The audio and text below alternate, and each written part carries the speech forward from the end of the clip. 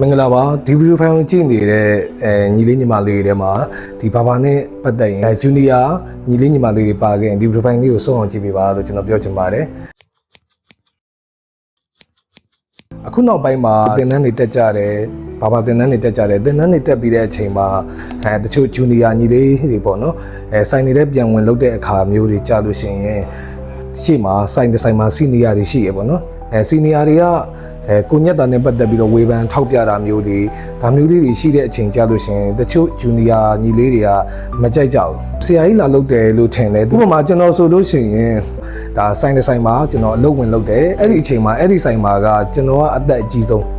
ဒါပေမဲ့အဲ့ဒီမှာရှိတဲ့စီနီယာတွေအားလုံးကကျွန်တော်ထံငယ်တယ်အဲ့မှာကျွန်တော်ညက်တဲ့ကေကိုကျွန်တော်တိတိကျကျလိုအပ်ချက်တွေကောင်းလားမကောင်းလားတွေတိတိကျကျကျွန်တော်မကြည့်တတ်သေးဘူးအဲ့ဒီတော့ကျွန်တော်သူတို့ကိုချိကက်ရတယ်ဟာညီလေးတွေအခုကြည့်ပြီးအောင်အခုညက်လိုက်တဲ့ကောင်အဆင်ပြေလားမပြေလားပေါ့နော်အဲ့မှာတချို့ကလည်း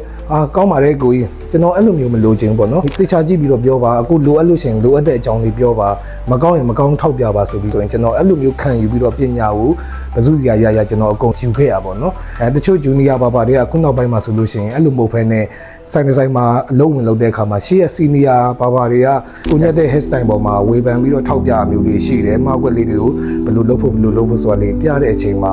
မကြိုက်ကြဘူးအဲ့လိုမျိုးတွေလုံးမဲ့အစားပေါ့နော်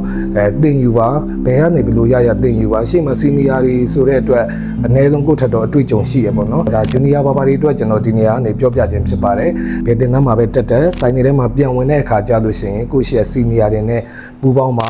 မင်းများမှာကိုမသိရတွေအားလုံးကိုတင်ယူပါလို့ဒီနေရာကနေပြောချင်ပါတယ်ဟုတ်ကဲ့အားလုံးကိုကျေးဇူးတင်ပါတယ်ဗျာ